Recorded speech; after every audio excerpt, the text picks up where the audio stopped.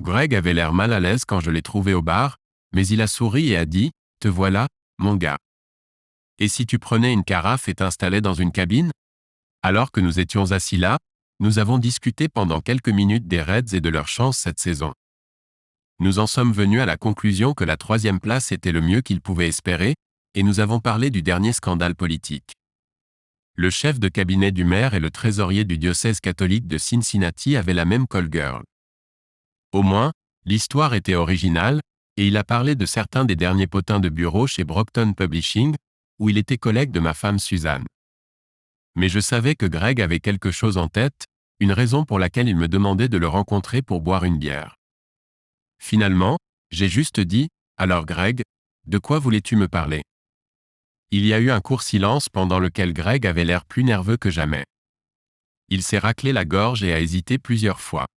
Puis il a dit, « Regarde Andy, Suzanne a dit, enfin, elle m'a dit que j'attendais juste. » Ses yeux étaient fixés sur mon visage. Je n'avais vraiment aucune idée de ce qu'il allait dire. Suzanne a dit que je ne devrais jamais te le dire, que tu préfères garder ça secret. Alors pardonne-moi si je fais mal, tu sais? Je ne veux pas te mettre mal à l'aise, c'est juste que, eh bien, je dois m'assurer que ça ne te dérange pas vraiment. Avec quoi, ai-je demandé, ne comprenant toujours pas de quoi nous parlions. Il s'est léché les lèvres, l'air malheureux. Avec, tu sais, avec le jeu auquel tu joues avec Suzanne ou elle, tu sais, elle. Il a fait un geste vague de la main et sa voix s'est brisée en me regardant, me suppliant de finir sa phrase d'une manière ou d'une autre. Désolé, Greg, ai-je dit, je ne te comprends toujours pas. Il y a eu un long silence. Greg me fixait et je jure l'avoir vu pâlir. J'ai attendu à nouveau, lui faisant signe de continuer. Et enfin, à contre-cœur, il a dit, « Andy, tu ne sais pas pour Suzanne, tu sais, qu'elle a couché avec d'autres mecs ?» Greg avait rejoint Suzanne à Brockton environ 1 an plus tôt, quittant un poste de bas niveau dans une maison d'édition de New York pour venir à Cincinnati. Il avait environ 28 ans, soit une dizaine d'années de moins que Suzanne et moi. Greg était un grand gars costaud, plutôt bel homme à sa manière. Il était célibataire, mais semblait ne pas avoir de problème à trouver de la compagnie féminine. En fait, je l'avais vu à des soirées littéraires à Brockton avec plusieurs femmes attirantes différentes. Bien sûr, il avait rencontré Suzanne en premier car ils travaillaient ensemble, mais je l'appréciais vraiment. Ayant découvert que nous avions un intérêt commun pour le baseball, qui ennuyait Suzanne aux larmes, nous étions allés à quelques matchs des Reds l'été précédent et nous nous étions bien amusés. Nous fréquentions également la même salle de sport, et de temps en temps, Suzanne et moi l'invitions à dîner. C'était un bon gars, et j'appréciais sa compagnie. Cependant, maintenant je sentais mon visage rougir de colère, et je dis doucement, « Greg, de quoi diable parles-tu » Greg se recula de moi de l'autre côté de la banquette. Il était 4 pouces et 30 livres plus grand que moi, mais avait l'air complètement effrayé. « Andy, je te jure devant Dieu, elle m'a dit que c'était un jeu auquel vous jouiez tous les deux, que ça vous excitait tous les deux. » Je n'y crois pas, c'est incroyable, mec. Il bougea pour sortir de la banquette, mais je mis ma main sur son bras. « Attends, Greg. » Je pris une grande inspiration et me forçai à parler doucement. « Je vais rester calme, je te le promets, et je ne vais pas te frapper ou quoi que ce soit. Mais tu ne peux pas juste partir d'ici. Tu dois me dire de quoi Suzanne t'a parlé. » Il hocha la tête et se rassit lourdement. « D'accord, Andy, c'est juste Jésus-Christ, je n'arrive pas à croire que tu ne sois pas au courant de ça. » Je le fixais, mes pensées tourbillonnant. Suzanne m'a dit que vous jouiez à un jeu, que vous étiez tous les deux excités par l'idée qu'elle couche avec d'autres mecs et qu'elle rentre ensuite pour vous raconter. Et elle a dit que le secret était une partie du jeu, que aucun des hommes avec qui elle couchait ne devait jamais t'en parler. Nous n'aurions jamais dû révéler que nous avions eu des relations sexuelles avec elle ou que vous saviez quoi que ce soit à ce sujet. Une partie du frisson pour vous deux, a-t-elle dit, était de prétendre que c'était une liaison secrète. Et elle a également dit que, eh bien, que vous vous sentiez un peu mal à l'aise, que cela vous excitait, que d'autres gars couchaient avec Suzanne. Et elle m'a fait jurer de ne jamais en parler avec vous. Mais je n'ai pas pu le faire, Andy. Cela me semblait trop bizarre, et j'ai dû vérifier avec vous pour m'assurer que tout allait vraiment bien. Il a dû voir sur mon visage que j'étais stupéfait, et il avait l'air plus misérable que jamais. Enfin, J'ai dit, donc tu as couché avec Suzanne? Lentement, à contre-cœur, il a dit, oui, nous l'avons fait 2 fois. Une fois il y a 2 week-ends quand ta mère était malade et que tu étais à Louisville pour une nuit, et puis de nouveau mardi après-midi. Nous avons pris un jour de congé et sommes allés à mon appartement. Il y a eu un long silence. Mon esprit était en ébullition à 1000 à l'heure. Choc, rage, tristesse, dépréciation de soi. Comment diable aurais-je pu ne pas être au courant de cela? Enfin, j'ai dit, et elle t'a convaincu que j'étais impliqué dans tout ça? Que je suis d'accord pour que cela fasse partie du jeu sexuel que nous avons joué avec elle? Il a hoché la tête, soulagé que mes mains ne soient pas autour de sa gorge. Cela semblait pervers, j'admets, mais elle était si convaincante. Elle a dit que vous jouiez comme ça depuis des années et que cela vous excitait vraiment? Il a froncé les sourcils. En fait, c'est exactement ce qu'elle a dit. Cela excite vraiment Andy. Il est tout excité quand je lui en parle. Et elle m'a fait ce grand sourire sexy. Nous sommes restés assis pendant quelques minutes de plus. Enfin, j'ai dit, Greg, si ce n'était pas déjà évident, je ne savais absolument rien de tout cela. Je pensais être marié à une femme aimante et merveilleuse, pas à une salope infidèle. J'ai besoin de réfléchir à tout cela. Je ne sais pas ce que je vais faire. Inutile de dire que c'était un choc. J'ai ri bon enfant. Puis je me suis penché en avant et les regardé intensément. Fais 2 choses pour moi, d'accord?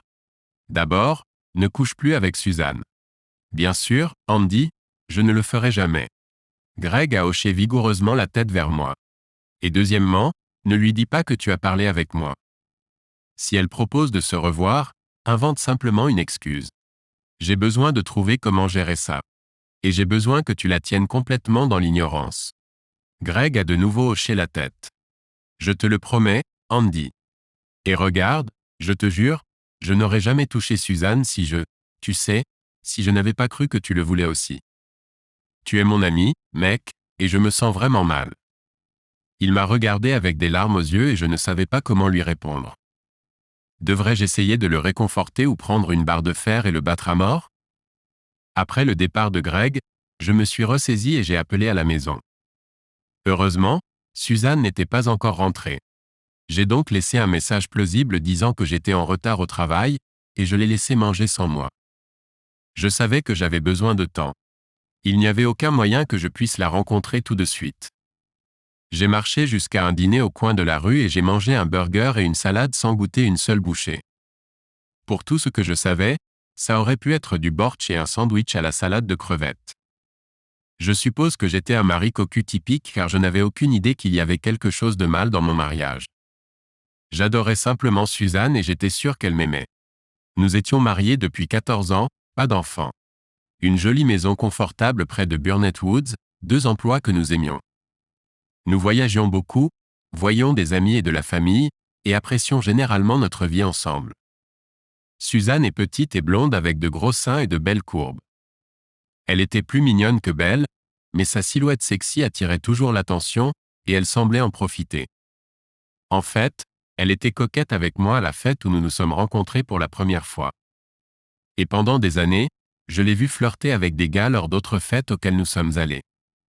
Riant et plaisantant, peut-être dansant trop près, ou même laissant quelqu'un la toucher, et ça ne me dérangeait jamais. Parce que je savais qu'elle m'aimait et rentrerait à la maison avec moi. Quel putain d'idiot j'étais. J'imagine que notre vie sexuelle était assez moyenne pour un couple comme nous. Nous avons fait l'amour peut-être quelques fois par semaine. Plus souvent en vacances, peut-être presque tous les jours, et moins lorsque nous étions occupés au travail ou pendant les vacances en famille. C'était peut-être une routine, mais je dirais que c'était une routine satisfaisante. Comme tous les couples mariés, nous avions chacun nos préférences. Je savais comment lui faire plaisir. Elle savait aussi comment m'exciter. Alors, même si nous faisions souvent la même chose au lit, je trouvais toujours ça génial. Bien que ce que j'avais à offrir ne soit probablement pas suffisant pour satisfaire Suzanne. On pourrait penser qu'après avoir fini le dîner, j'aurais été prêt à rentrer chez moi et à virer ma femme infidèle de la maison. Mais ce n'était pas encore le cas. C'était comme apprendre qu'un être cher était mort dans un accident. Mon esprit ne pouvait tout simplement pas traiter la nouvelle. Je continuais à penser que tout cela devait être une sorte d'erreur. Et j'ai réalisé que j'avais besoin d'entendre toute l'histoire de Greg, tout ce que Suzanne lui avait dit, avant de pouvoir commencer à la traiter et à comprendre ce que je devais faire. Je ne pensais pas pouvoir faire semblant devant Suzanne que tout était normal cette nuit-là. Mais d'une manière ou d'une autre, je l'ai fait. Elle m'a accueilli gentiment comme toujours. Et nous avons discuté de nos journées de travail pendant que je me prenais une glace. Elle s'est même blottie contre moi au lit.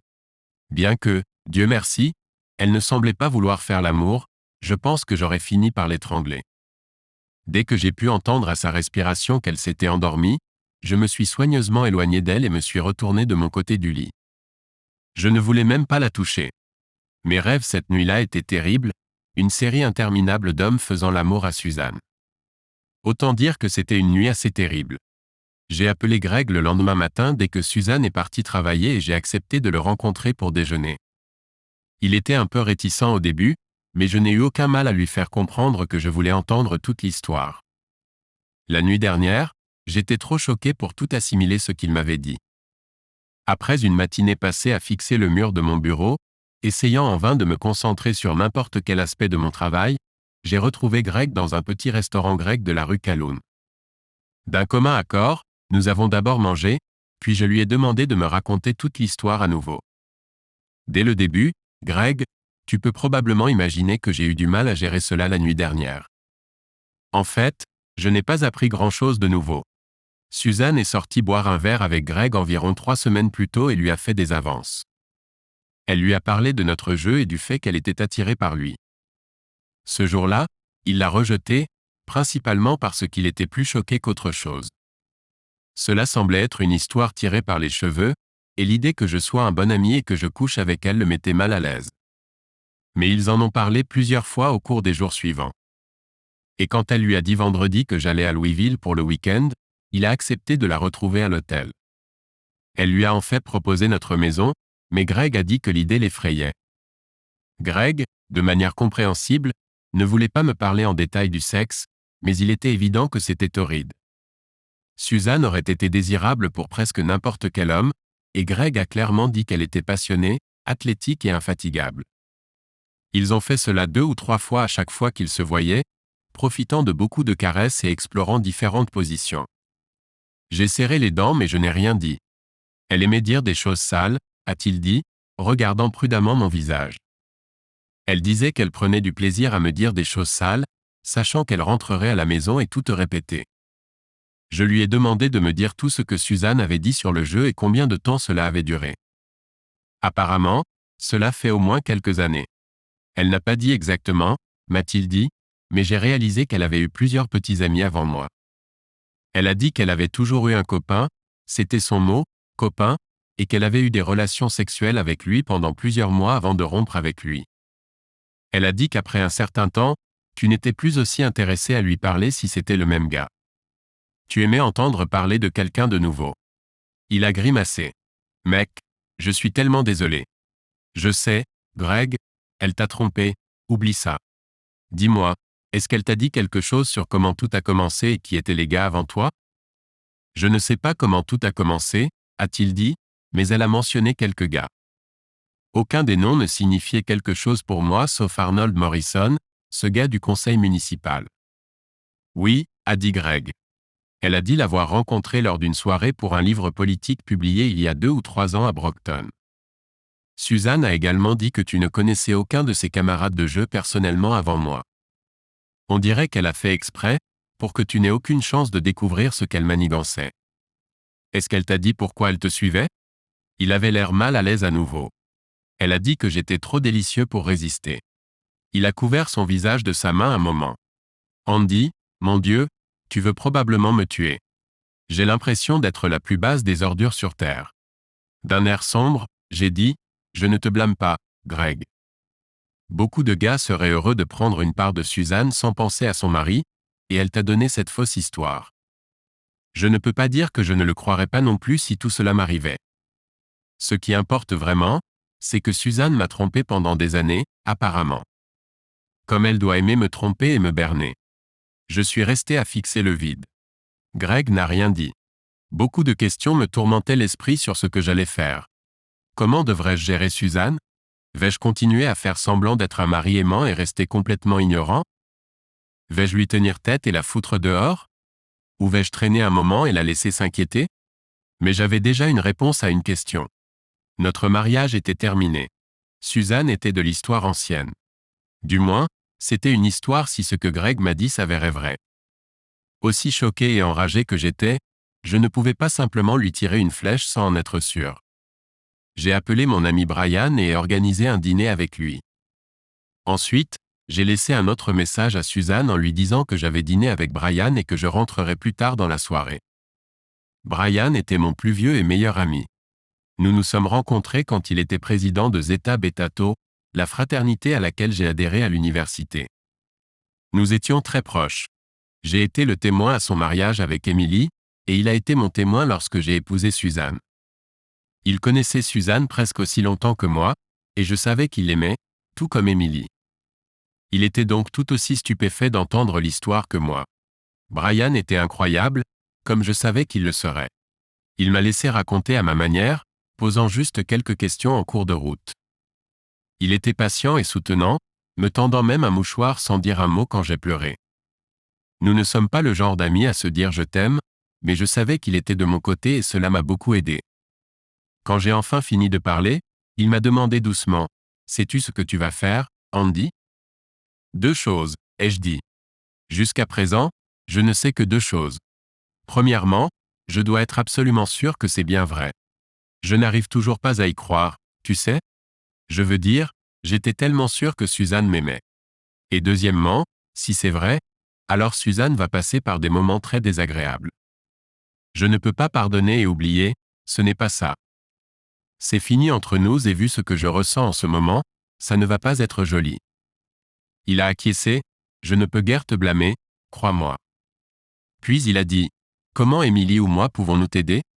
Émilie, elle et Suzanne étaient aussi amies, bien que pas aussi proches que Brian et moi. Écoute, es-tu prêt à garder cela secret même d'Émilie pour les prochains jours? Bien sûr, mec, nous ne cachons généralement rien l'un à l'autre, mais c'est un cas spécial. Je ne dirai pas un mot à elle jusqu'à ce que tu me donnes le feu vert. Merci, Brian. J'apprécie. Je me suis assis et j'ai réfléchi un moment. Le seul nom que j'ai pour l'un des amis de Suzanne est Arnold Morrison, et j'espérais que vous pourriez m'aider à le retrouver. Il n'a aucune idée de qui je suis, mais il voudra probablement vous parler. Brian était un écrivain politique, un chroniqueur pour le magazine Time, mais il a couvert la politique pendant près d'une décennie pour le Cincinnati Inquirer et était respecté par tout le monde dans la scène politique locale. Je peux le faire sans aucun problème, a-t-il dit, et nous avons discuté pendant un certain temps de la manière d'organiser tout cela. Nous avons ensuite discuté de la façon dont je devrais me comporter autour de Suzanne. Brian m'a dit de me ressaisir et de faire semblant d'être moi-même, de ne pas lui donner ne serait-ce qu'un indice qu'il y avait quelque chose de mal jusqu'à ce que je sois absolument sûr de tout. J'ai haussé les épaules et dit, je ne suis pas sûr de pouvoir le faire, mais je vais essayer. Et en fait, j'ai presque aussi bien réussi que la nuit précédente. Encore une fois, Dieu merci, Suzanne s'est pressée contre moi, mais ne m'a pas demandé de faire l'amour. 2 jours plus tard, à 10h30, Brian et moi étions assis dans le grand bureau d'Arnold Morrison, le regardant de l'autre côté du bureau alors qu'il saluait cordialement Brian et moi. Ils se sont un peu salués. « Comment vas-tu? Que fait tel ou tel ?» Et puis il a dit agréablement, « Eh bien Brian, qu'as-tu en tête ?» C'était un grand gars juste en dessous de 50 ans. Plutôt beau, je pense, bien qu'un peu mignon, comme c'est souvent le cas avec les politiciens.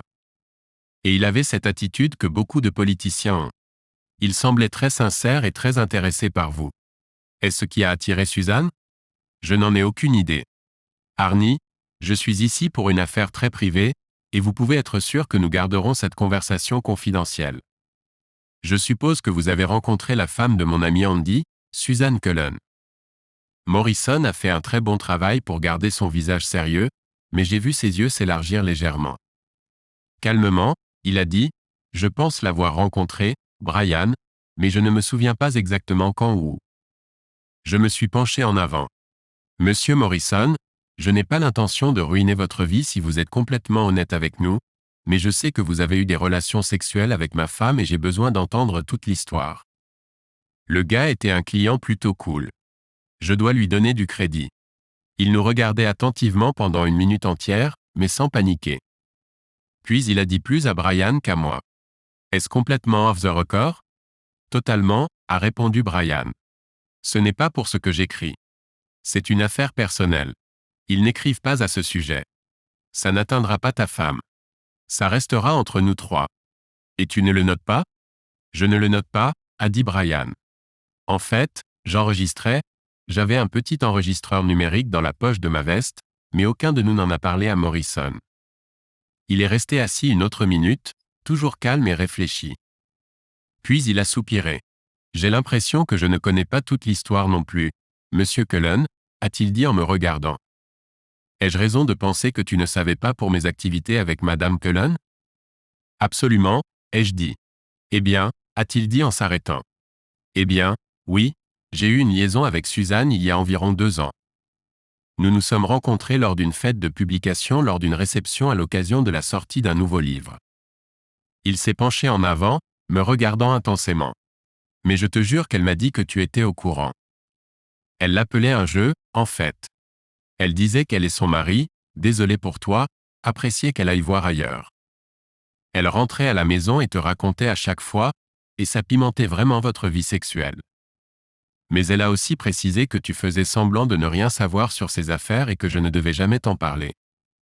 Ce n'était pas un problème puisque nous étions peu susceptibles de nous rencontrer. Et je ne voulais pas que ma femme le découvre de toute façon, donc nous étions assez prudents. Depuis combien de temps la fréquentes-tu? Lui ai-je demandé.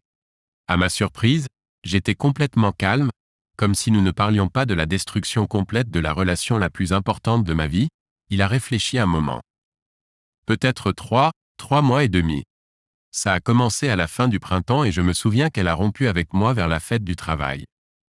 Elle a dit que c'était amusant, mais après un certain temps, elle et son mari ont perdu de l'intérêt pour le même homme, et elle a dû trouver quelqu'un d'autre. Tout cela me semblait assez pervers, mais Suzanne est une femme très sexy. Je n'ai jamais eu de plainte. Il a vu la douleur sur mon visage et a dit, « Seigneur, pardonne-moi. Je n'aurais pas dû dire ça. Ce n'est pas grave, ai-je dit. Je le croyais quand il pensait qu'il jouait à un jeu pervers et n'aidait pas une femme à tromper. Comme je l'ai dit à Greg, dans la même situation, je pourrais faire la même chose. Je le ferais certainement si j'étais célibataire. Où vous êtes-vous rencontrés? Dans différents endroits. Nous devions être prudents. Évidemment, je suis un peu sous les feux de la rampe, mais je suis au conseil du comité du logement social, et il est assez facile pour moi d'obtenir les clés de certains des appartements vides dans les immeubles contrôlés par la ville. Je disais juste que mon personnel faisait des vérifications aléatoires. Nous nous rencontrions généralement en semaine pour déjeuner et parfois passions toute la journée ensemble. Y avait-il des soirées ou des week-ends? Ai-je demandé. 2 ou 3 fois quand Suzanne a dit que tu étais en déplacement. Il avait l'air mal à l'aise à nouveau. J'ai inventé une histoire à raconter à ma femme et nous avons passé la nuit chez toi. Je suis tellement désolé, Monsieur Cullen. J'ai hoché la tête. Je n'avais pas besoin de lui demander comment était le sexe, imaginant que c'était assez mauvais. T'a-t-elle déjà parlé de ses autres amants ou de la durée pendant laquelle elle et moi étions censés faire ça? Je crois qu'elle a dit une fois que j'étais le 4e ou 5e gars avec qui elle l'avait fait. Je me souviens qu'elle m'a flatté. Elle a dit, « Et tu es le meilleur de tous », ou quelque chose comme ça. C'était probablement des bêtises, mais ça ne m'a pas dérangé quand je l'ai entendu. Nous sommes restés silencieux pendant 1 minute de plus. Y a-t-il autre chose que tu peux me dire? Je lui ai demandé. Non, je ne pense pas. Je suis vraiment désolé, a-t-il dit. Je ne t'en veux pas, ai-je répondu. Tu as trompé ta femme, mais c'est ton affaire. Quant à Suzanne, je ne peux pas te reprocher de croire son histoire. Morrison a regardé Brian. Confidentiel? A-t-il demandé à nouveau. Brian acquiesça et se leva pour serrer la main de Morrison. Je te donne ma parole, Arnie. Je suis désolé de t'avoir mis dans une position délicate, mais mon ami a besoin de connaître la vérité. Bien sûr, dit-il, et nous a gentiment conduits vers la sortie. Au coin de la rue, Brian s'arrêta et posa sa main sur mon épaule. Ça va? J'ai soupiré. Oui, je savais ce que j'allais entendre. C'est juste que, eh bien, c'est une chose de le savoir et une autre de l'entendre confirmer, le dernier clou dans le cercueil. Tu veux t'asseoir et parler ou déjeuner ou même aller taper quelques balles? Non merci, Brian, ça ira. Je vais me promener dans le parc jusqu'à avoir faim. Ensuite, je prendrai une collation et je retournerai travailler. Mais ça te dérange si j'invite Emily et toi à dîner demain soir? Je commence à faire quelques projets et ce serait génial si vous pouviez en discuter avec nous. Brian a dit qu'il s'arrangerait bien sûr avec Emily. Je l'ai remercié à nouveau pour son aide avec Morrison. Mon Dieu, c'est génial d'avoir un vrai ami. En sortant de la voiture dans l'allée ce soir-là, j'ai pensé, zut, encore une nuit où je dois faire semblant de ne pas savoir ce que ma garce de femme a fait, puis j'ai pensé, pourquoi devrais-je faire semblant? Je ne suis pas prêt à la confronter, mais il n'y a aucune raison de ne pas la titiller un peu. Suzanne mettait le dîner sur la table quand je suis entré dans la cuisine, et elle a souri et a dit « Bonjour chérie, le repas sera prêt dans 1 minute » et m'a embrassé. J'ai souri et pris une bouteille de vin dans le réfrigérateur. Pendant les premières minutes du dîner, elle a parlé de sa journée, puis elle a finalement commencé à remarquer que je ne parlais pas beaucoup. Ralph Day, Andy, tu es étrangement silencieux. Oui, en fait, ai-je dit en la regardant. Assez lourd. Il semble que j'ai découvert que je ne peux pas toujours compter sur les personnes sur lesquelles je pensais pouvoir compter. Je suis désolé, a-t-elle dit, l'air sérieux. Est-ce quelque chose au travail? Je t'ai entendu te plaindre plusieurs fois récemment du personnel de Hank. Je ne pense pas que je devrais en parler maintenant, ai-je répondu, laissant planer le doute. Je suis resté assis à la regarder directement pendant un moment de plus. Puis, sans dire un mot, je me suis levé pour débarrasser nos assiettes. En marchant autour de la table, j'ai remarqué qu'elle me regardait avec inquiétude. Quand je suis revenu dans la salle à manger avec 2 parts de tarte aux pommes qu'elle avait achetées, son visage était rouge, mais elle s'est reprise et m'a remercié avec un sourire chaleureux. Nous avons mangé le dessert en silence au début, jusqu'à ce que Suzanne fasse quelques tentatives maladroites pour relancer la conversation. Parlant d'abord des nouveaux voisins de l'autre côté de la rue, puis des merveilleuses vacances qu'une de ses collègues allait faire. Quand nous avons fini le dessert, elle s'est levée et est venue vers ma chaise. Se penchant et me serrant dans ses bras, elle a frotté sa joue contre la mienne et a dit « Aimerais-tu un café ou quelque chose d'autre de délicieux et chaud ?» Je ne pouvais m'empêcher de penser que si j'avais reçu une invitation similaire un autre soir, pas quand je venais d'apprendre sa longue infidélité envers moi. J'aurais été ravi. Au lieu de cela, sa suggestion n'a fait qu'augmenter ma colère. Je me suis levé, me détachant de son étreinte et ai dit « Non, merci. J'ai besoin de faire des papiers. » Sans me retourner, j'ai quitté la pièce et suis descendu dans le couloir jusqu'à mon bureau, la laissant me regarder partir. Je ne savais pas à quel point elle était choquée ou effrayée, mais je savais que je lui avais fait un peu de mal, et cela me convenait. J'avais prévu de rester tard et de venir dans la chambre après qu'elle se soit endormie. Mais vers 10 heures, j'étais fatigué et j'ai pensé « Zut, pourquoi devrais-je l'éviter ?» Alors je me suis préparé pour aller au lit, remarquant qu'elle était déjà au lit en train de regarder la télévision. Je me suis déshabillé, suis allé à la salle de bain, me suis brossé les dents et me suis glissé dans le lit sans dire un mot. Elle a rapidement éteint la télévision, ne laissant que la lampe de chevet allumée. Elle s'est retournée pour me faire face, et j'ai vu qu'elle portait une de ses nuisettes plus courtes et plus sexy. Pas du tout typique pour un soir de semaine ordinaire. Suzanne s'est appuyée contre ma poitrine et a murmuré « Cela te dérangerait-il un peu d'amour, Andy ?» Je me suis retourné, me mettant sur le dos pour lui tourner le dos. En même temps, j'ai dit « Non, pas aujourd'hui, bonne nuit. » Et j'ai tendu la main pour éteindre la lumière. Vous pouvez être assuré que je n'ai jamais rien fait de tel auparavant. J'ai rarement refusé le sexe à Suzanne, quelquefois quand j'avais la migraine ou quand j'avais besoin de terminer un projet de travail, peut-être 4 ou 5 fois au cours de notre mariage, et jamais sans explication. Donc, mon comportement était aussi inquiétant que possible. Mais Suzanne n'a rien dit. Elle n'a pas demandé si tout allait bien. Ou si j'étais en colère. Elle ne m'a rien demandé car, bien sûr, elle avait peur de la conversation qui aurait pu suivre. Suzanne s'endort facilement, et la plupart du temps, je l'entends respirer calmement quelques minutes après qu'elle ait éteint la lumière, alors que cela me prend toujours un peu plus de temps, mais pas aujourd'hui. 1/2 heure plus tard, elle était toujours éveillée et n'avait toujours pas dit un mot. J'ai souri amèrement dans l'obscurité. Bien sûr, je n'ai pas dormi non plus. Fondamentalement, je pensais à toutes les fois où nous avions fait l'amour, sans même savoir que j'étais le deuxième. Toutes ces fois où j'ai fait l'amour avec la seule femme de ma vie, pensant que j'étais le seul homme dans sa vie, je suis resté éveillé longtemps et j'étais très, très en colère. Je me suis réveillé tôt, j'ai pris une douche rapide, j'ai bu une tasse de café et je suis arrivé au bureau à 7h30 sans dire un mot à Suzanne. J'avais beaucoup à faire.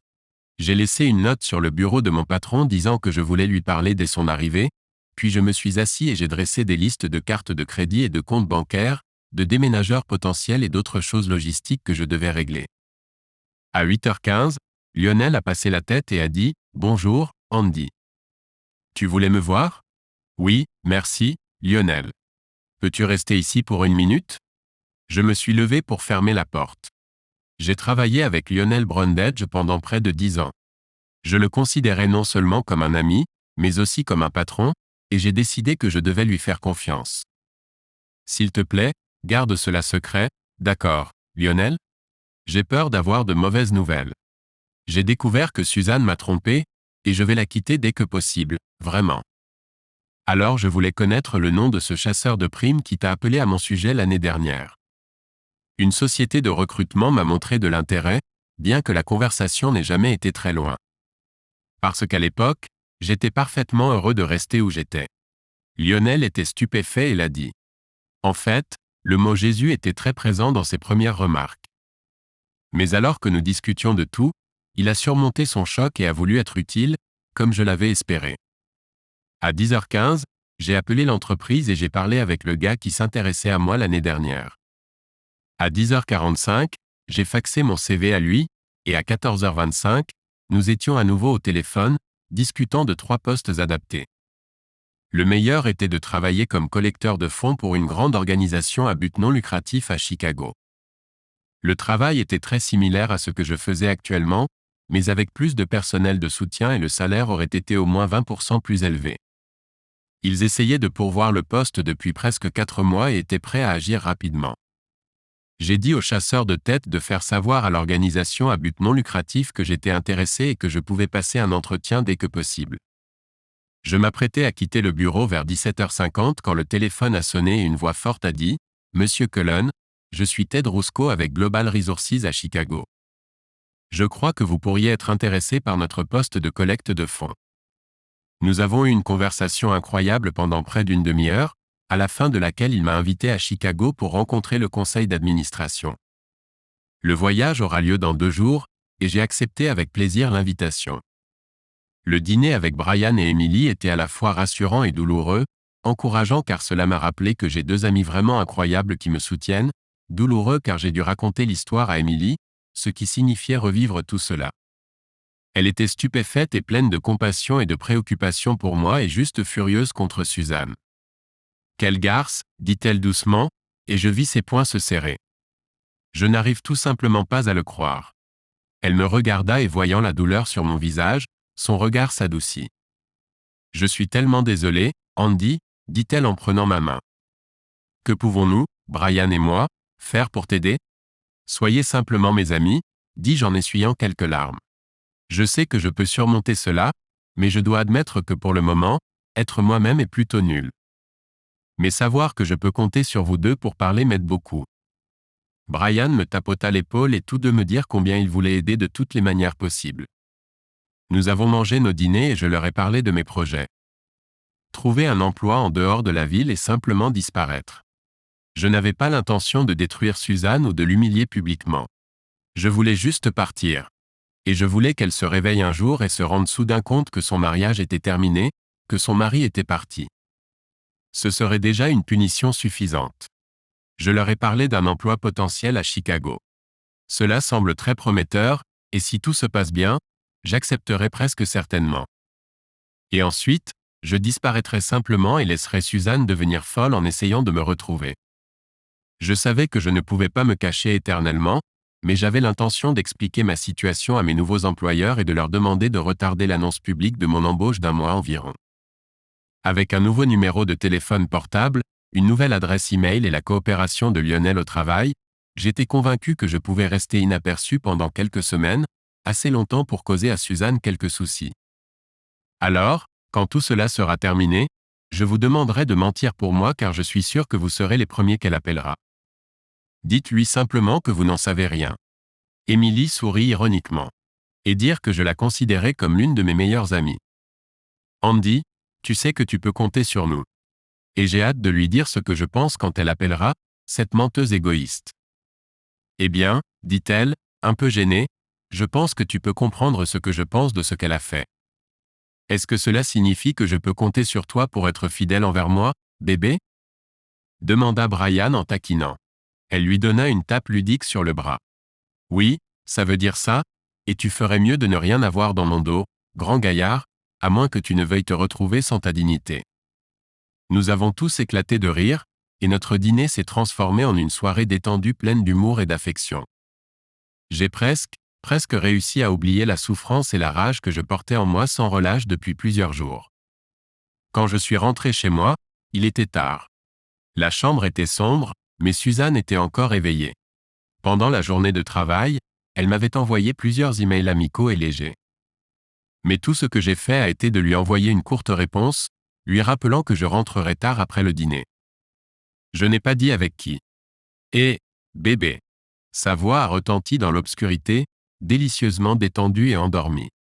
J'ai été douloureusement rappelé à quel point j'aimais Suzanne et à quel point je la trouvais toujours sexy. Si seulement tout cela n'était qu'un cauchemar. Si seulement je pouvais croire que j'ai toujours une épouse fidèle et aimante et me jeter dans ses bras. Comment était le dîner? Tu m'as manqué aujourd'hui. Tout s'est bien passé, ai-je dit brusquement. J'ai dîné avec Brian et Emily.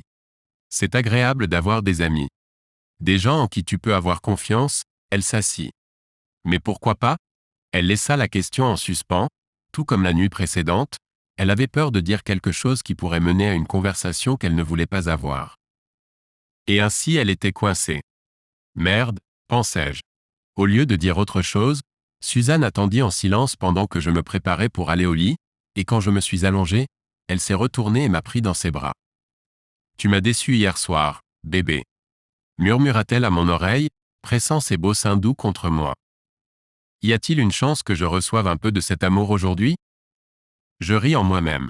Désolé, Suzanne, dis-je en me détournant de son étreinte. Je suis toujours préoccupé par le problème dont je t'ai parlé, et je n'ai vraiment pas envie. Je pouvais presque entendre son esprit en ébullition. Après un silence, elle dit, « D'accord, chérie, je comprends. Mais j'espère que nous ferons bientôt l'amour. Tu me manques tellement. » Elle caressait affectueusement mes bras et mes épaules, puis se déplaça vers son côté du lit. Encore une fois, il lui a fallu un certain temps pour s'endormir, et il m'a fallu encore plus de temps. Au cours des prochains jours, tout s'est déroulé rapidement. Mon voyage à Chicago pour un entretien avec le Conseil des ressources mondiales s'est très bien passé, et j'ai accepté le poste qui commençait dans 10 jours. J'ai immédiatement parlé à Lionel, qui a compris que je l'avais informé si rapidement. Nous avons convenu que je continuerai à travailler avec lui à temps partiel pendant un mois environ jusqu'à ce que mon remplaçant soit opérationnel. Je lui devais beaucoup, et je me suis assuré qu'il savait que je ne le décevrais pas. 4 jours plus tard, j'ai fait un deuxième voyage à Chicago, travaillant avec un agent immobilier que Ted Ruska connaissait, et j'ai trouvé un bel appartement de 2 chambres à quelques minutes de mon nouveau bureau. J'ai signé le bail, puis je suis rapidement allé au magasin de meubles pour acheter tout ce dont j'avais besoin pour décorer l'appartement. J'ai organisé avec le gérant de mon nouvel immeuble la livraison, donc tout était prêt à mon arrivée. J'ai même pris des dispositions avec Eileen Stambo, qui allait devenir ma nouvelle assistante administrative, pour acheter des draps, des serviettes et quelques fournitures de base pour la cuisine. Eileen était heureuse de m'aider, surtout après que je lui ai promis un dîner dans le meilleur restaurant de Chicago.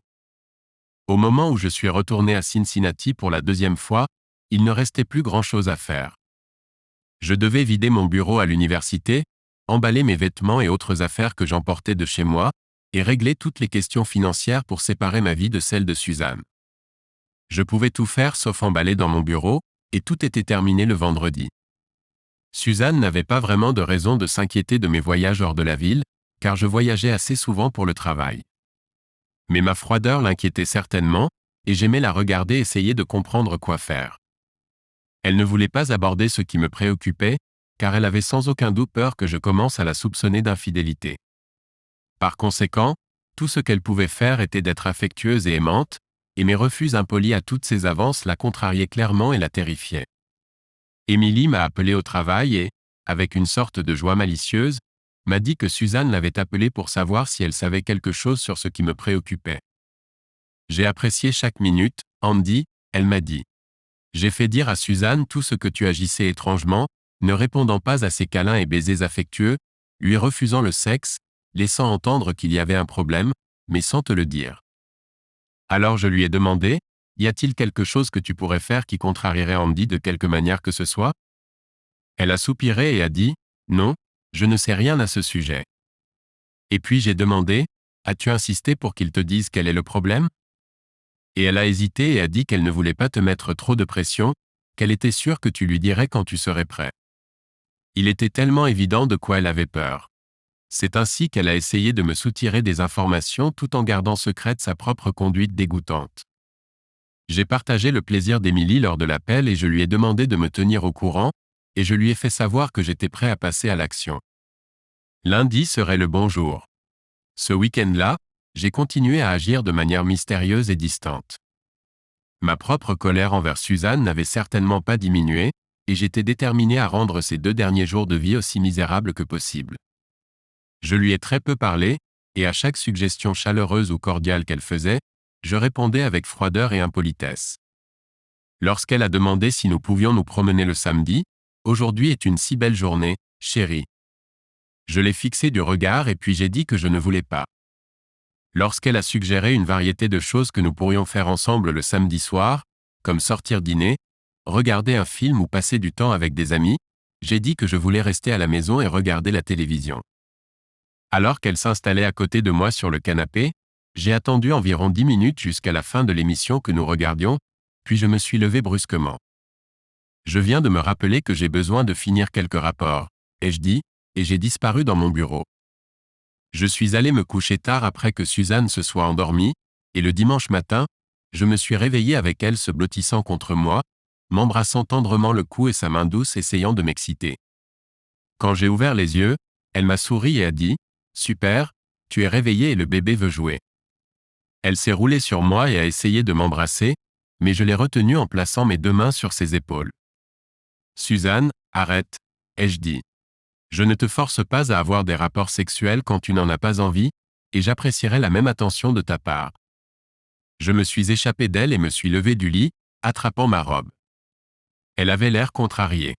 Mais chérie, on n'a pas fait l'amour depuis, je ne sais pas, 2 semaines. Vraiment, vraiment. Ai-je fait quelque chose qui te met en colère? Vraiment, es-tu vraiment en colère contre moi? C'était la question la plus directe qu'elle m'ait posée, un signe de son désespoir croissant. Je ne sais pas, Suzanne, tu me le diras. Y a-t-il quelque chose que tu pourrais faire pour me mettre en colère contre toi? J'ai dit cela calmement, mais froidement, silence. Elle regardait vers le bas. Puis elle a dit, non, bébé, rien à quoi je pourrais penser. Et elle m'a regardé suppliante, craignant de dire autre chose. Alors je suppose que c'est fini, ai-je dit, et je me suis dirigé vers la cuisine pour faire du café. Suzanne a dû être intimidée par notre conversation car elle a passé la plupart du reste de la journée à m'éviter. Cependant, je l'ai entendue parler au téléphone plusieurs fois.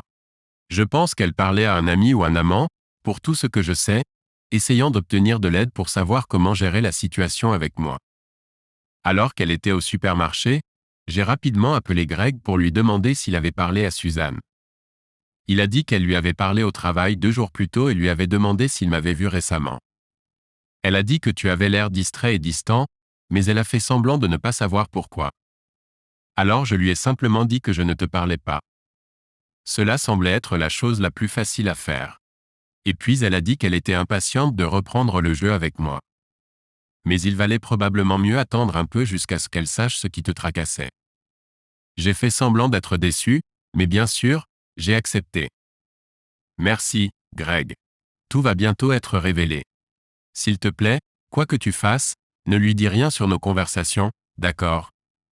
Greg a de nouveau promis de ne rien lui dire, et nous avons raccroché. Lundi matin après le petit déjeuner, Suzanne est entrée dans la chambre pour finir de s'habiller pour le travail et a été surprise de me voir en survêtement et basket. Tu ne vas pas au bureau aujourd'hui? Andy? Non, j'ai quelque chose à régler, donc j'ai pris ma journée. Elle m'a regardé un moment. Puis, presque timidement, elle a dit, eh bien, puisque tu n'es pas pressé, peut-être pourrions-nous faire l'amour. Elle a souri chaleureusement et a ajouté, ça ne me dérange pas d'être un peu en retard au travail. En la regardant, je me suis délibérément forcé à penser à elle en train de faire l'amour avec Arnold Morrison ou un autre homme sans visage. Ma femme aimante est la femme à qui j'ai donné ma vie. C'était tout ce qui était nécessaire. J'ai dit non, je ne pense pas, et j'ai quitté la chambre sans la regarder. Je suis descendu au sous-sol pour trouver mes valises et je ne suis pas remonté avant d'avoir entendu sa voiture quitter l'allée. À 11 heures, j'avais tout emballé dans 3 valises, plus plusieurs boîtes de livres et de CD que je prévoyais d'emporter avec moi. J'ai appelé un taxi, qui a attendu à la poste pendant que j'envoyais les boîtes à mon appartement à Chicago, puis m'a conduit à l'aéroport. Et à 19h30, je finissais de déballer mes affaires dans le nouvel endroit, après quoi je suis allé au coin de la rue pour manger de la pizza et boire de la bière. Fronçant les sourcils, j'ai levé mon verre à moi-même, au premier jour du reste de ma vie, ma nouvelle vie, ma vie sans Suzanne. J'ai failli oublier. Juste avant de quitter la maison, j'ai écrit un petit mot à Suzanne, que j'ai laissé sur la table de la cuisine avec ma bague de mariage et mon téléphone portable dessus. Le mot disait, j'ai appris à propos de ton jeu, alors voici le mien. Il s'appelle Adieu à la salope qui trompe. Ma première semaine dans mon nouveau travail a été occupée et épuisante, ce qui était génial car Suzanne me manquait comme une folle. Ce n'est pas que je voulais être avec elle, c'était fini. Chaque fois que je pensais à elle, j'étais submergé par la rage. J'admirais même la perfection grotesque de la façon dont elle m'avait trahi. Mais juste parce que j'étais en colère et que je la détestais ne voulait pas dire que je ne la regrettais pas. Je l'ai aimée pendant tant d'années, aimais tout d'elle. Ces sentiments ne disparaissent pas simplement, ils se mélangent à de nouveau. L'amour et la haine se mêlent comme s'il était dans une machine à laver. Dans l'ensemble, j'étais très content que les ressources mondiales me tiennent en haleine. Quand le vendredi est arrivé, j'étais reconnaissant de pouvoir rentrer chez moi, regarder une partie du match de ballon à la télévision et aller me coucher. Mais le week-end a été difficile. J'étais nouveau à Chicago, ne connaissais personne sauf mes nouveaux collègues, et devais accepter le fait que j'étais à nouveau un homme célibataire. Pas légalement, mais de toutes les autres manières. Je savais que j'allais devoir commencer le processus de rencontrer des gens, me faire des amis, essayer de trouver une nouvelle femme dans ma vie, et cette perspective était extrêmement déprimante. La meilleure partie de ces 2 jours a été la conversation que j'ai eue le dimanche avec Brian et Emily. Ils m'ont soutenu et voulaient savoir comment j'allais. Je leur ai donné ma nouvelle adresse et mon numéro de téléphone, en leur faisant une fois de plus promettre de garder le secret, et Emily était impatiente de me parler de sa rencontre avec Suzanne. Elle nous a appelés le lundi soir pendant le dîner. Elle était presque hystérique. Elle pleurait tellement fort que je pouvais à peine la comprendre. Mais finalement, j'ai compris ce qu'elle disait. Il est parti, Andy est parti. Elle n'arrivait pas à se calmer, et je lui ai dit que j'arriverais tout de suite. Quand je suis arrivé, elle était dans un état terrible. Ses cheveux étaient en désordre, son maquillage était brouillé par les larmes, et elle pouvait à peine parler de manière cohérente. Je lui ai versé un verre puis je me suis assise et j'ai joué l'amie compatissante. Mon Dieu, que c'était amusant. Je l'ai laissé me raconter tout ce qui s'était passé quand elle est rentrée du travail et t'a trouvé partie, avec ta bague de fiançailles posée sur la table. Je lui ai demandé pourquoi diable tu avais fait ça et si tu avais laissé une note ou quelque chose. Et puis, Emily a dit avec joie, elle m'a regardé et a pleuré encore plus fort. Et enfin, elle a dit, Emily, je l'ai trompée. J'ai fait semblant d'être complètement choqué. Je crois que j'ai dit quelque chose comme, non Suzanne, tu n'as pas trompé. Et j'ai agi très en colère, je me suis levé et j'ai marché dans la cuisine, m'arrêtant pour la regarder tout le temps. Elle avait l'air coupable et effrayée. Finalement, j'ai dit, je suis désolé, Suzanne, mais je ne peux pas rester ici pour le moment.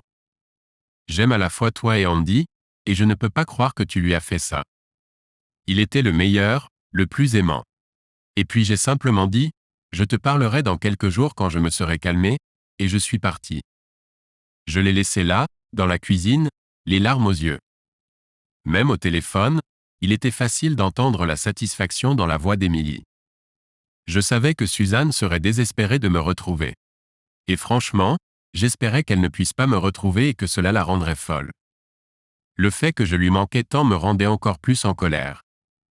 Comment osait-elle, la femme à qui j'avais tant donné de moi-même, agir de manière si incroyablement égoïste et me rendre si maudite misérable? Au cours des 2 semaines suivantes, je suis resté en contact avec Brian et Emily. Ils étaient comme une bouée de sauvetage pour moi, me permettant de parler des choses à Chicago, de mon nouveau travail, et parfois de la solitude et du vide que je ressentais. Ils m'écoutaient patiemment et me conseillaient de tenir bon. Ils étaient formidables. Suzanne les appelait tous les jours pour savoir s'ils savaient où j'étais parti. Selon eux, elle était désespérée. J'ai également rapidement appelé Lionel, qui m'a dit que Suzanne était venue le voir le lendemain de mon départ.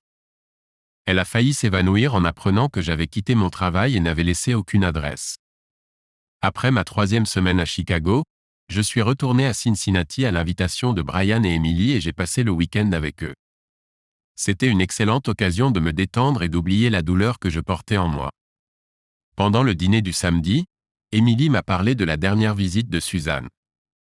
Elle est venue me voir jeudi, toujours en train de te chercher, toujours désespérée. Elle parle d'engager un détective privé ou quelque chose pour te retrouver. Elle a cette idée que si elle peut te parler, alors tu pourras tout comprendre et lui pardonner. J'ai levé les sourcils. Peu probable, je dirais, mais je suis intéressé d'entendre sa version. T'a-t-elle parlé de ça? Les yeux d'Émilie pétillaient. J'ai dit, écoute, Suzanne, tu te lamentes depuis 3 semaines maintenant sur la perte d'Andy. Nous sommes amis depuis des années. Quand diable vas-tu me dire ce que tu as vraiment fait? À quel point c'était grave? Et elle te l'a dit? Eh bien, Émilie, j'ai toute ton attention. Raconte. Ce soir-là, j'ai appris énormément de choses sur ma femme et rien de tout cela je ne voulais le savoir.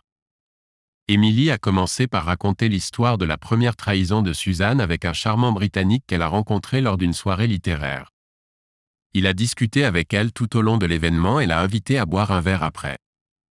Émilie a dit, puis elle lui a dit qu'elle était mariée et ne pouvait pas simplement partir avec lui.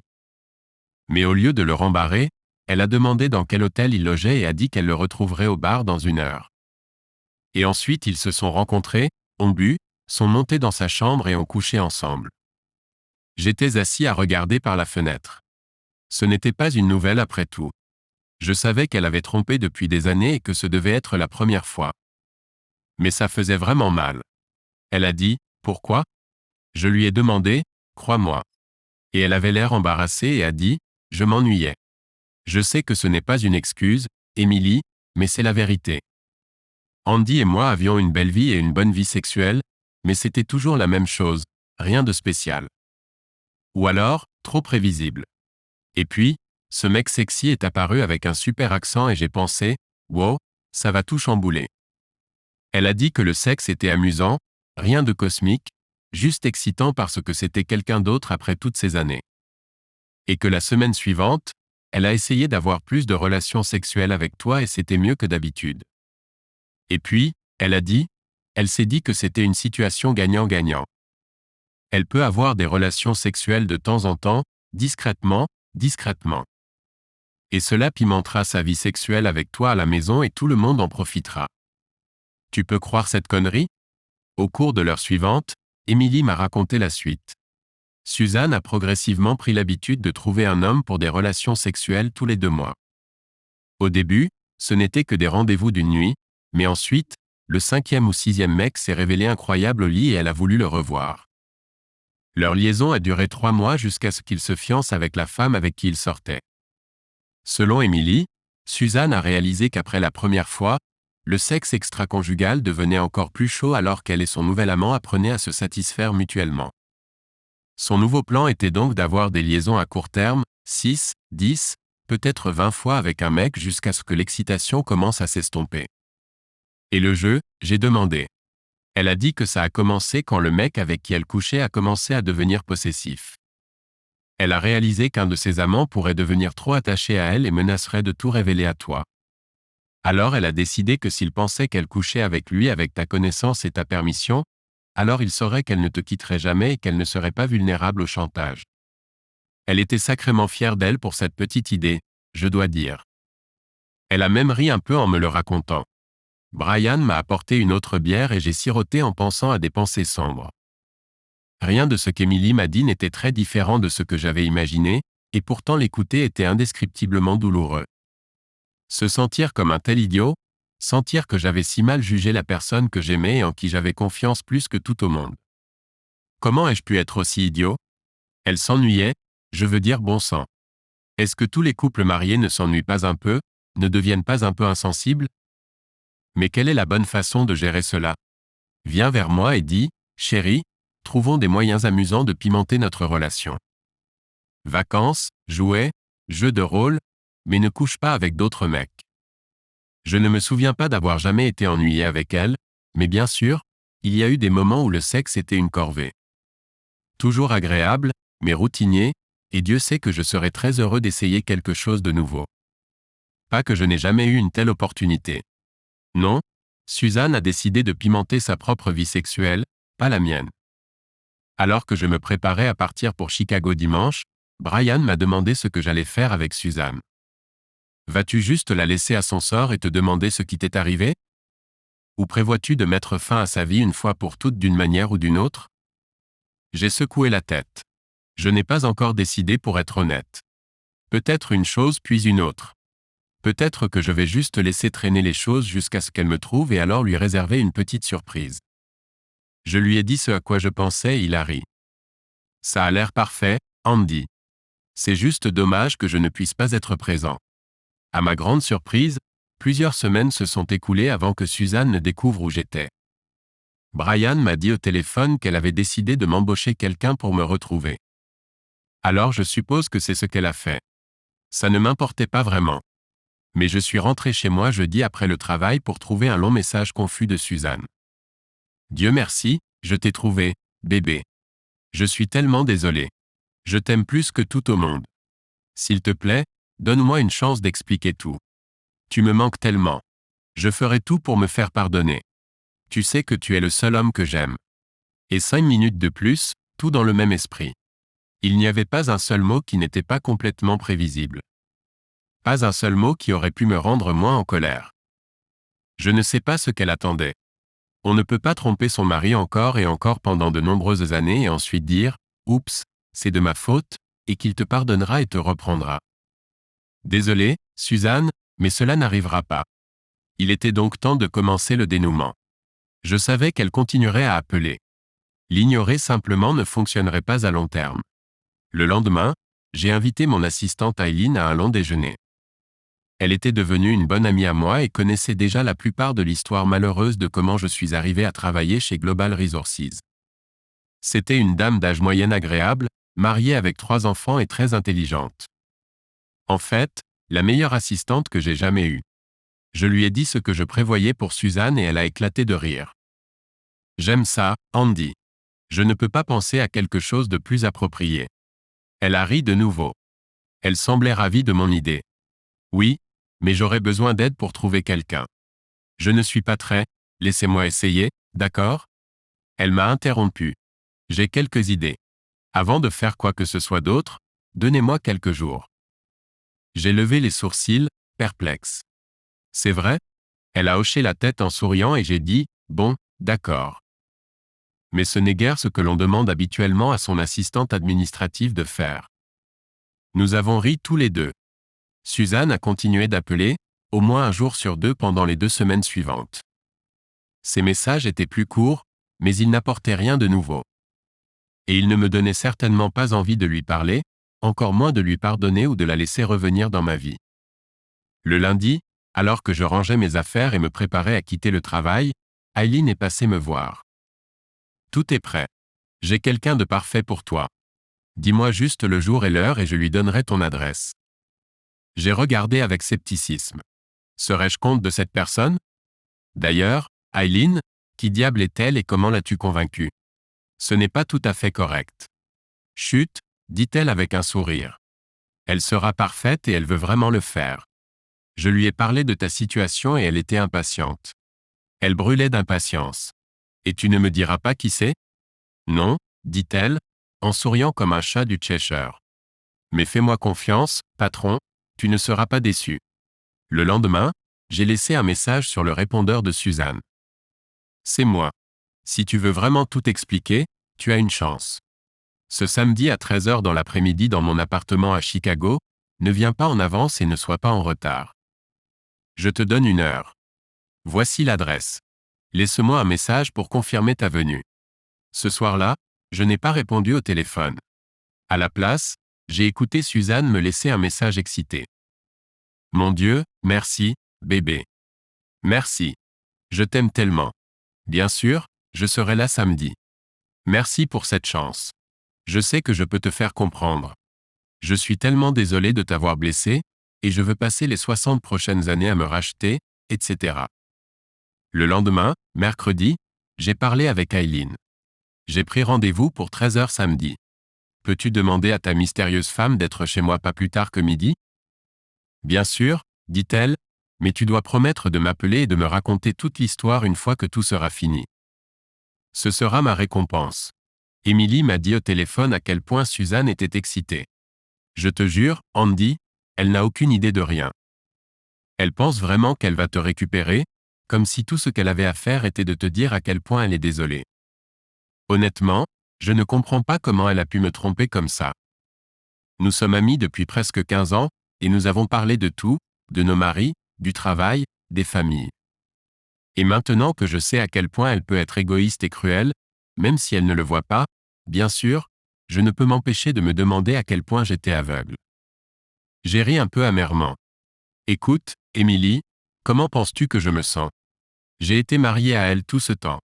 Je pense que la vraie leçon est que des gens comme toi, Brian et moi, des gens décents, de confiance, des gens qui se soucient des autres, font généralement l'erreur de supposer que le reste du monde est comme nous, mais Suzanne ne l'est pas. J'ai passé la matinée de samedi à nettoyer mon appartement, à remettre tout en ordre. Je ne voulais pas avoir l'air ou me sentir comme une victime. Je voulais que l'appartement ressemble à celui d'un célibataire heureux. Les journaux ont été jetés à la poubelle. Les livres ont été soigneusement placés sur les étagères. Tout a été essuyé et nettoyé. Il y avait même des fleurs dans un vase sur la table. Lorsque la sonnette a retenti un peu après midi, j'ai ouvert la porte avec une certaine appréhension. Bonjour, s'il vous plaît. Quoi? Christina.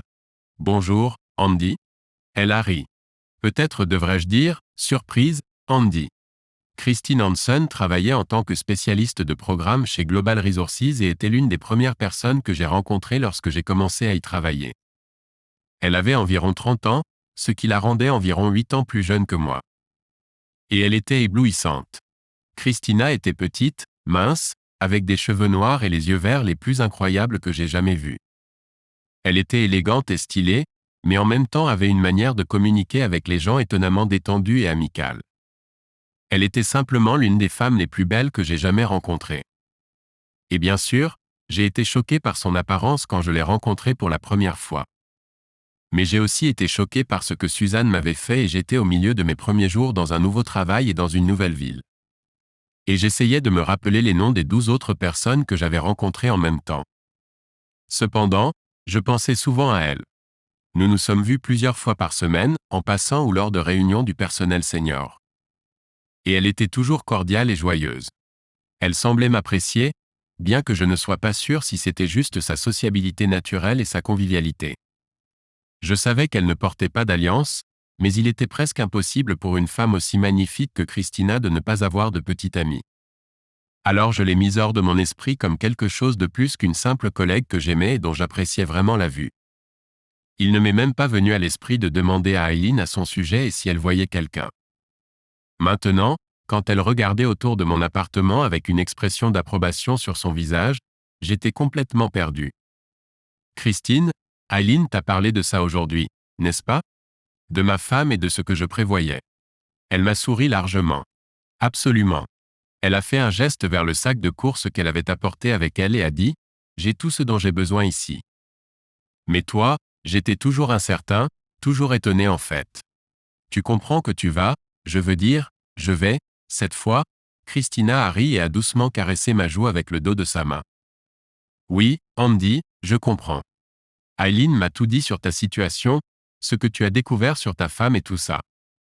Elle avait l'air plus sérieuse et a continué, Moi, disons simplement que j'ai vécu quelque chose de similaire avec mon ex-fiancé il y a un peu plus d'1 an. Et ce n'est pas difficile pour moi de comprendre ce que tu ressens. Je suis vraiment désolé, ai-je dit.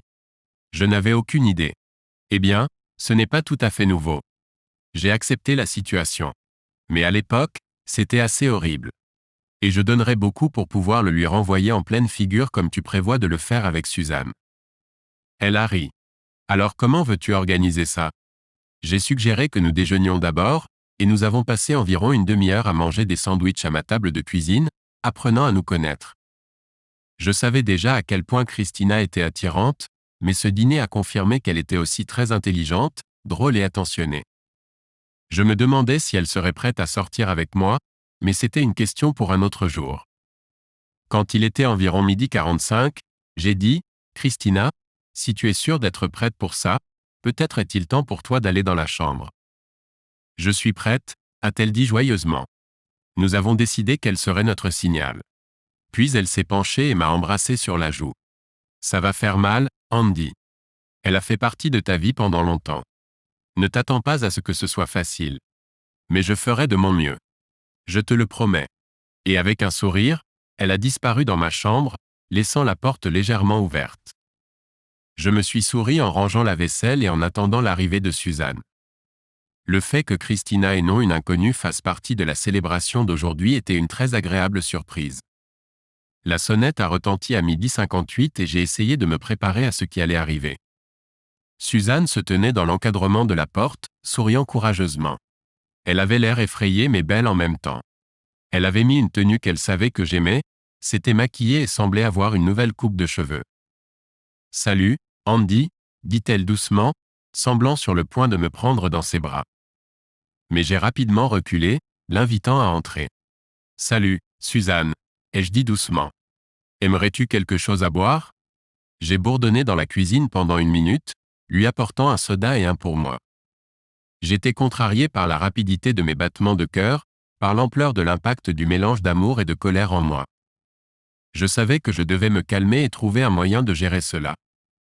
Quand nous nous sommes assis, elle s'est penchée en avant sur la table, me regardant de manière invitante, et a essayé de prendre mes mains, mais je les ai gardées de mon côté de la table.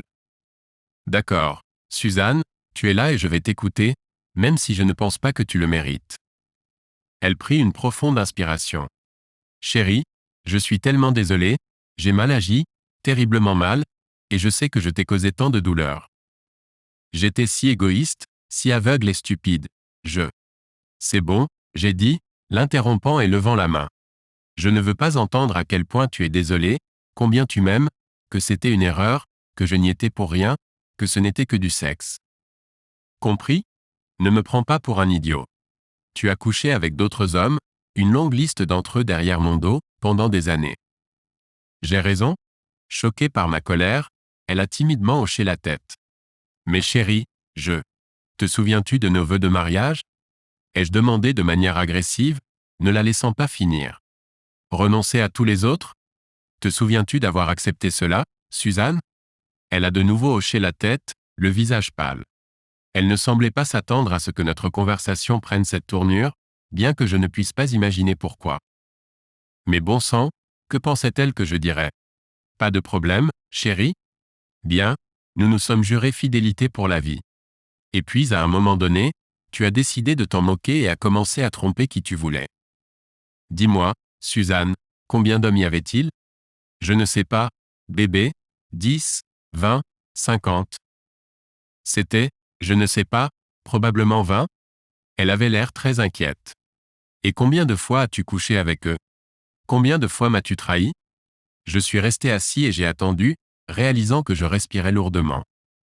Mon visage a probablement rougi aussi. Je ne sais pas, bébé. Elle m'a regardé, espérant de la sympathie. Ses yeux ont commencé à s'embuer. Réfléchis-y, Suzanne, fais le calcul. Je ne suis pas pressé.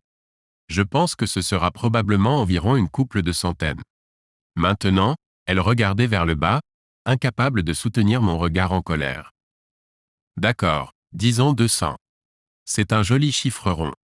Dis-moi, combien de ces fois étaient dans notre maison? Dans notre lit? Dans notre lit conjugal? J'ai presque crié. Elle a répondu très doucement.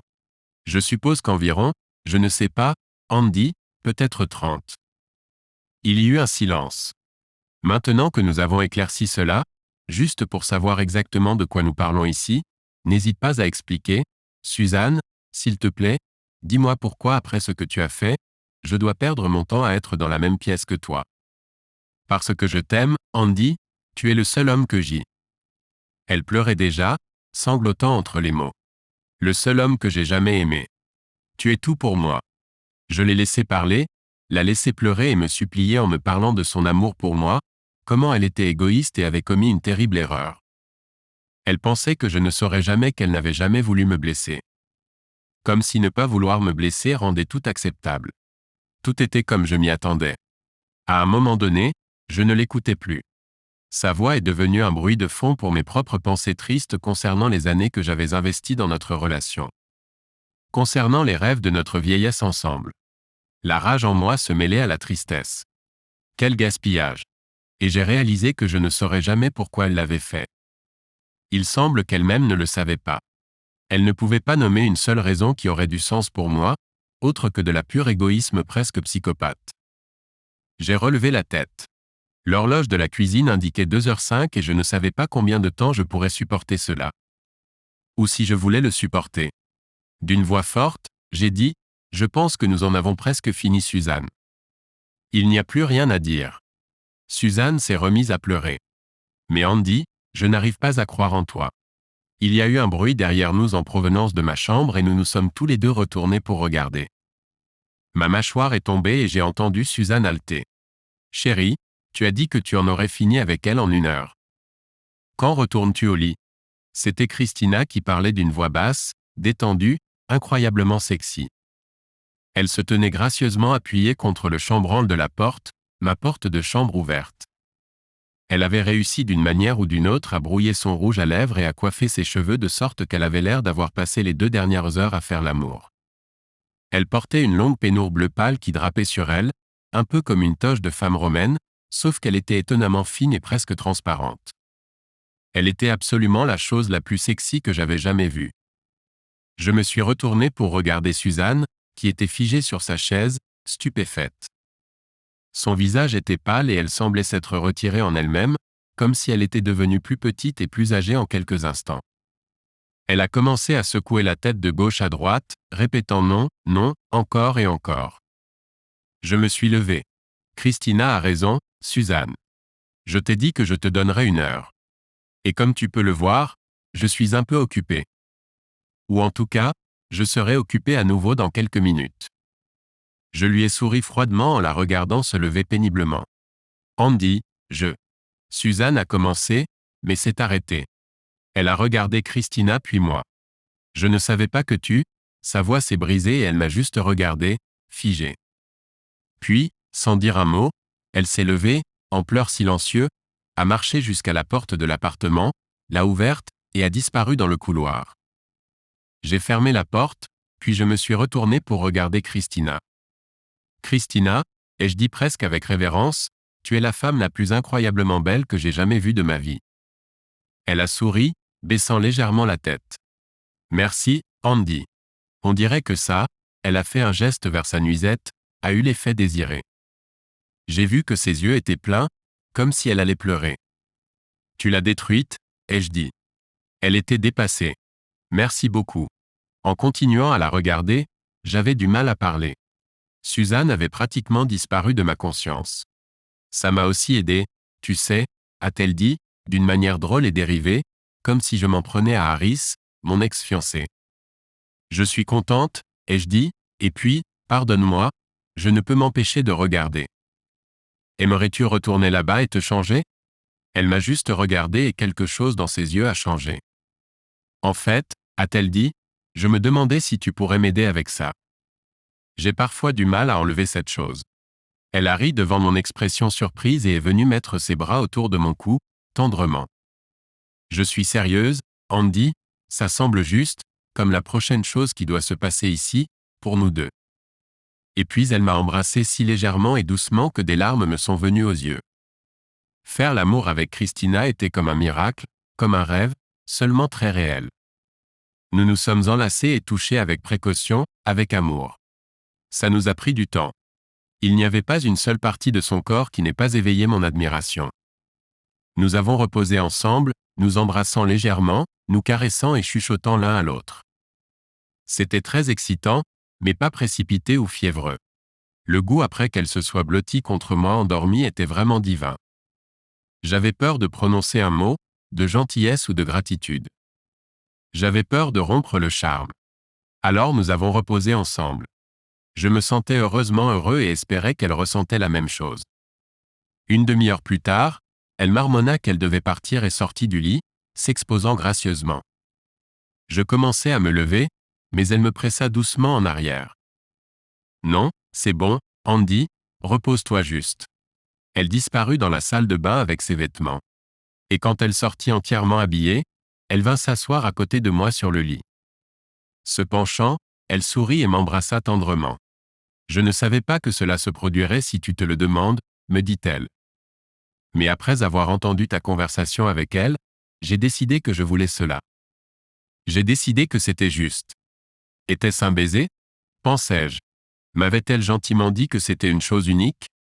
Je ne pouvais pas dire et ne savais pas quoi répondre. Merci, Christina. C'était la chose la plus aimante, la plus généreuse et la plus belle que quiconque ait jamais faite pour moi. Souriant, elle répondit, je l'ai fait aussi pour moi, Andy. Et tu as fait beaucoup de bien pour moi, pas seulement pour mon ego. Et avec cela, elle m'embrassa à nouveau, dit non, ne te lève pas à nouveau, et disparut de l'appartement. J'ai dormi pendant quelques heures, épuisé à la fois par la confrontation avec Suzanne et l'amour extraordinaire avec Christina. Et c'était un véritable acte d'amour, je n'en doutais pas. Ce n'était pas juste du sexe de vengeance et c'était bien plus qu'un simple geste de réconfort de sa part. Je me suis réveillé vers 5 heures et erré sans but dans l'appartement en rangeant les choses, un peu étourdi et pensif. Soudain, sans me permettre de réfléchir à la sagesse douteuse de ce que je faisais, j'ai trouvé le numéro de Christina et l'ai appelée. Salut, c'est Andy, dis-je, soudain nerveux. Salut, Andy, dit-elle, et j'ai entendu un sourire dans sa voix. J'espère que cela n'a pas été trop étrange pour toi, dis-je, ne sachant pas quoi dire. Tu as été si gentille et tellement incroyablement douce et sexy et, eh bien, je devais juste te remercier à nouveau et te dire à quel point tu es spécial. Ce n'était pas du tout étrange pour moi, dit-elle, juste incroyable. Je ne suis pas habituellement si spontanée et, eh bien, je suppose que ce que je veux dire, c'est que j'ai besoin que tu saches que je ne fais pas ça tout le temps, sauter dans le lit avec des hommes comme ça. Je n'aurais jamais pensé ça. Je peux dire que c'était quelque chose de spécial, j'ai fini de manière peu convaincante. Écoute, ai-je dit, en me penchant en avant, aimerais-tu dîner avec moi ce soir? Il y a tellement de bons restaurants à Chicago que je n'ai jamais essayé, et j'adorerais t'emmener dans l'un d'eux. Il y eut une courte pause et j'ai attendu, soudainement horrifié. Après les 5 secondes les plus longues de ma vie, elle a dit, oui, en fait ce serait très agréable, Andy, j'adorerais. Nous avons un peu discuté de ce que manger, quel restaurant, quand et où je viendrais la chercher. J'ai eu l'impression que cela allait vraiment se produire et j'ai senti tout mon corps sourire. Puis elle a dit, Andy, après le dîner, est-ce que ça te dérangerait si je venais chez toi et restais pour la nuit? J'ai invité Brian et Emily à plusieurs reprises, mais il a fallu encore 3 semaines avant qu'ils puissent trouver un week-end libre pour venir me rendre visite à Chicago. Ils sont restés dans l'un des beaux hôtels du centre-ville et m'ont laissé leur faire visiter le lac, les musées, Wrigley Field. Samedi soir, nous prenions un verre au bar de l'hôtel Fairmont en attendant notre table pour le dîner. Je leur ai raconté quelques détails de ma dernière conversation avec Suzanne. Pas qu'ils n'aient pas entendu la plupart des choses au téléphone, mais nous avons tous apprécié ma narration. Soudain, ils ont posé une main sur mon épaule. Je me suis levé, j'ai souri au plus beau couple de yeux verts que j'ai jamais vu. J'ai embrassé Christine et j'ai dit, Emily et Brian, voici Christine Hanson. Christine, voici Emily et Brian O'Halloran. Ils se sont salués pendant que j'aidais Christina à s'asseoir et lui commandais un verre. Nous avons commencé à discuter poliment, mais j'ai remarqué que Brian était plutôt silencieux, juste en train de regarder Christina. Quelques minutes plus tard, il m'a interrompu au milieu de l'histoire. Il a fait un geste en direction de Christine et a dit, Mon Dieu, Andy, as-tu déjà eu de la chance? Nous avons tous ri et heureusement personne n'a ri plus fort qu'Emily. Elle savait qu'elle n'était pas aussi belle que Christine, mais elle savait aussi que Brian l'adorait et son admiration pour Christine ne la dérangeait pas du tout. Alors que nous marchions vers le dîner, les deux femmes marchant quelques pas devant nous, Brian m'a discrètement demandé « Est-ce que vous sortez vraiment ensemble ?» J'ai hoché la tête, jusqu'ici tout va bien. Pour dire la vérité, j'ai du mal à le croire moi-même et elle n'est pas seulement belle, elle est complète, généreuse, joyeuse, affectueuse.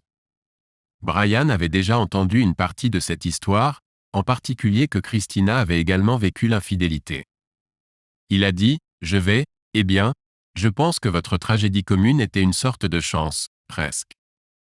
Je ne sais pas si c'est une tragédie, cela semble plus commun. Quelque chose comme si nous avions été tous les deux dupés par des connards égoïstes. Eh bien, peu importe, a-t-il dit. Il a mis sa main sur mon épaule. Je suis très heureux pour toi, Andy. On dirait que tout se passe vraiment bien, mieux que bien. Je lui ai souri alors que nous marchions vers notre table derrière deux belles femmes discutant ensemble. Je vis le rêve, mon pote, ai-je dit. Abonnez-vous à notre chaîne pour que votre deuxième chérie ne vous trompe pas. Et allez écouter la prochaine histoire, car cette histoire n'est rien comparée à la suivante.